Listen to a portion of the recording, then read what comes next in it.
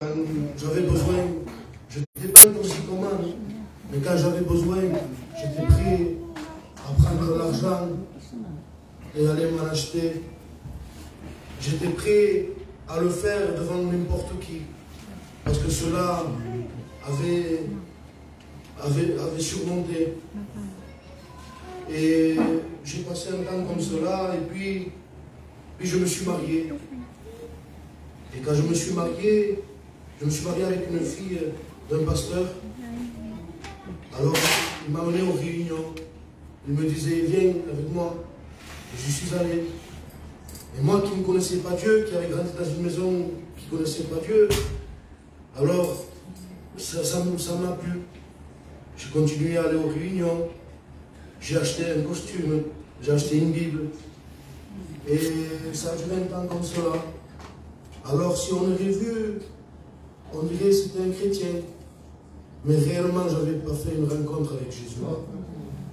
Et le temps a passé, je suis parti. Je dis, cela n'est pas pour moi. Je vois les autres qui avancent. Je vois les autres qui sont en train de pleurer, en train d'être touchés par la parole. Et moi, ça ne me fait rien. Je disais, cela n'est pas pour moi. Je suis parti, mais quand je suis parti pire que quand j'étais rentré. Je suis parti, alors j'ai commencé à toucher d'autres choses. J'ai commencé à avoir une haine dans mon cœur. Et cette haine, je n'arrivais pas à l'enlever. Moi qui étais gentil, après ça a touché mon cœur. Et puis j'ai passé par un problème chez moi. J'ai perdu mon père à l'âge de 43 ans. Alors là, j'ai levé le poing contre Dieu. J'ai dit, c'est ça un Dieu d'amour? Je dis, pourquoi tu m'enlèves ça? Un an après, j'ai perdu ma grand-mère. J'ai dit, Seigneur, mais c'est pas possible. Et tout ce temps-là, j'avais une haine contre Dieu. Il y a un ami d'enfance à moi, lui, il était converti. Il venait, il me parlait de Dieu. Il me disait, Brandon, tu as besoin de Dieu. Moi, je lui disais des choses.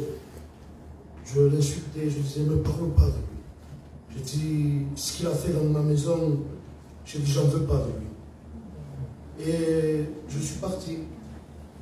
Vous savez, le temps a passé, une angoisse est venue dans ma vie. Ma femme était chrétienne et au dernier temps, je l'empêchais de prier, je l'empêchais d'aller aux réunions. Je disais, ton Dieu n'existe pas. J'ai dit, vas-y si tu veux y aller, passer un moment. Mais c'est des gens qui sont là et je ne sais pas pourquoi ils sont là. J'ai dit, ton Dieu n'existe pas. Et puis elle s'est découragée, elle a laissé le Seigneur. Et puis là, une angoisse est venue dans ma vie. Et je voulais faire, avec l'orgueil que j'avais, je ne voulais pas montrer mon angoisse, je ne voulais pas montrer. Alors je faisais celui qui souriait. Et puis je me droguais avec le respect que je dois encore plus pour essayer d'enlever cette amertume, cette angoisse. Et c'était encore pire. C'était encore pire. Et c'était comme cette barque où la mer était déchaînée, où le vent soufflait, j'en pouvais plus. Et là, j'ai crié à Dieu. Amen. Là, j'ai dit, si c'est vrai que tu existes, je dis, délivre-moi de cette angoisse. Vous savez, il s'est levé le Seigneur. Il m'a délivré de cette angoisse.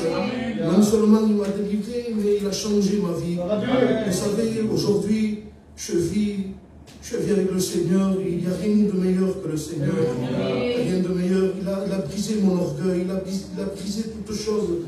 Le Seigneur m'a délivré. Le jour même, je dis, Seigneur, je dis, me délivre par de la cigarette et des choses. Je dis, moi je te donne ma vie, c'est toi qui vas le faire, Seigneur. Le jour même, je délivrais de tout. Délivrais de tout. Il y avait des personnes à qui je ne parlais pas. Et j'y suis allé et je leur ai parlé.